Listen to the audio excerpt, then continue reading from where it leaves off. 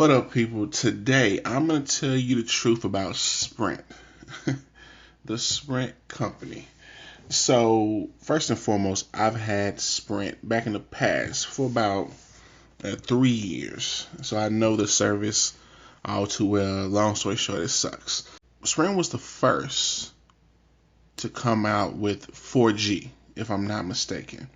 They were the first on the scene with 4G towers, which was revolutionary. But the problem with being first is sometimes you'll be last. Because even though your towers were 4G first, everyone's seen how it was working. And then companies like T-Mobile, Verizon, they came in with updated 4G towers. So that way, you got that first application, you think it's the bomb, but then there's glitches. So these other companies seen what those glitches were. Then they corrected what Sprint should have corrected, but Sprint was already too deep in pushing forward the 4G service. So if you've had Sprint, and I've had people tell me that they've had Sprint all their life and never had an issue.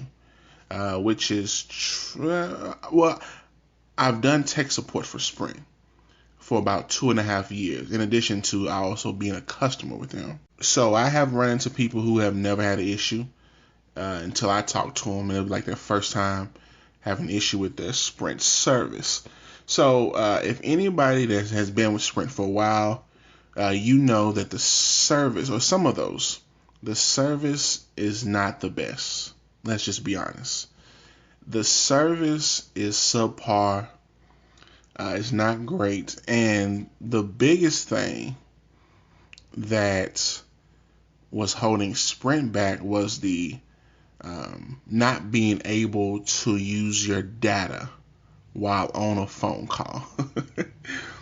If you were to receive a picture message, or you needed to have a map up, like you're going to a location, but you're talking to someone on the phone, you would have to get off of that phone call just to get your data back. And that's if you were in a good area anyway. So I know if you had Sprint, you definitely know what that is.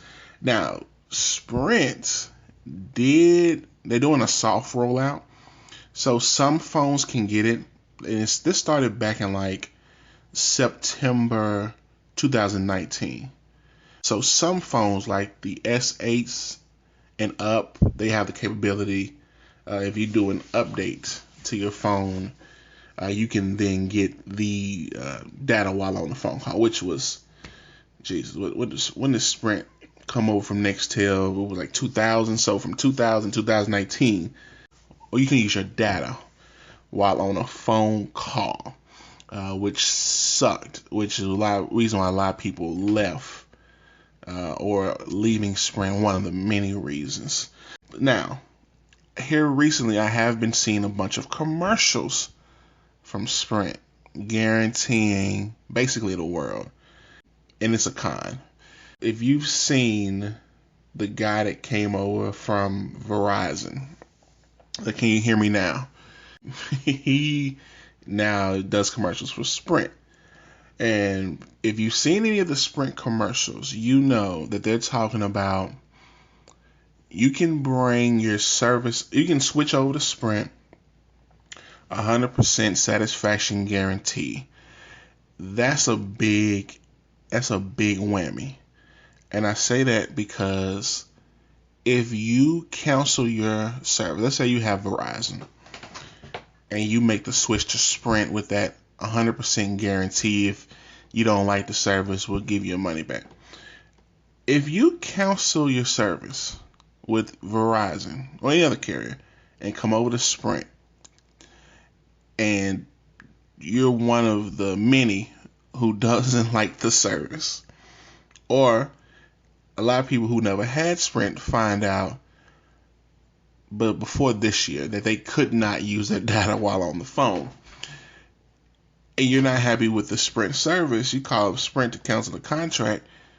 Who is now your cell phone provider? Because you just canceled with the other one coming over to Sprint.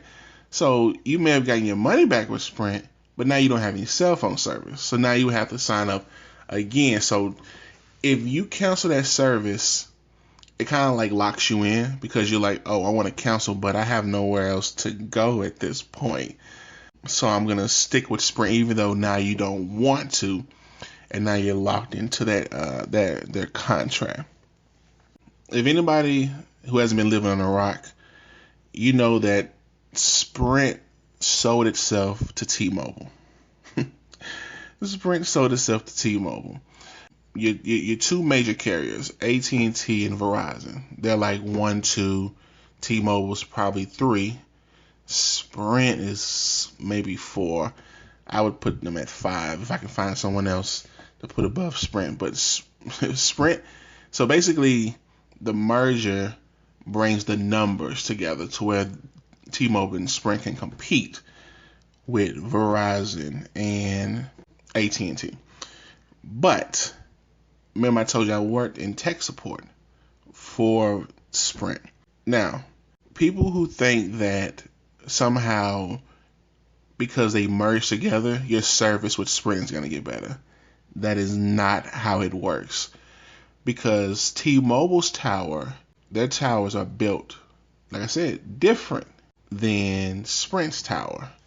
Anybody that knows these terms, CDMA, that's for Sprint, GSM for T-Mobile. And there's a couple other people that sits on those towers. But those two companies' towers cannot speak to each other. So if you have a Sprint phone, that your cell phone has a SIM card. The SIM card speaks to the tower. If you're thinking that your SIM card now speaks to T-Mobile's tower, it's a foreign language to your SIM card. So what does that mean? At some point, every Sprint customer is going to have to switch their phone over to a T-Mobile phone because the tower would not talk to your SIM card. It's built just for Sprint, and T-Mobile is built just for T-Mobile. So when I see these commercials talking about, you have the now combined Sprint with T-Mobile, that's a lie. That's a flat out lie. Sprint can barely keep its own towers up and running. To be 100% honest with you, and I said I did tech support for Sprint for 2.5 years. Sprint, and seeing that it sold itself to T-Mobile, Sprint doesn't even want Sprint. Let's just be honest. Sprint towers are probably some of the worst out there. And ask a Sprint customer. They will tell you. Sprint towers are terrible. Now, I had an inside look at the Sprint towers. They barely work on them. I have had customers, because from your home address to the tower, if you're not within 5 miles of a tower where you live, your Sprint service is going to suck. So the further away from the tower, matter of fact, you could be sitting under the tower and it wouldn't work. So don't let me put that out there. The towers are terrible. When they go down, they are down for a while, and no one knows when they're coming back up. Now, mind you, I was in tech support, so people would call Sprint Complete. Anybody that knows what Sprint Complete is, it's the tech support. But Sprint Complete, when you call in to ask us about the towers, we pull up a system called Glance. And we can look at the tower to see what it's doing, but we can only go off of what it says. So if it says that it's down, there's really no notes from the people on the ground who are working on the tower. It's just down. It may give an estimated time, but that's not really suffice. And I'm going to go more, I think I'm going to do another video on Sprint towers in general, because there's a lot, and I've seen a lot working for them. So I'm going to go ahead and wrap it up here, and I think I will come back and give a strictly video on Sprint's towers. Stuff I've seen for other customers, their experiences, and we'll pick it back up from there. Thank you.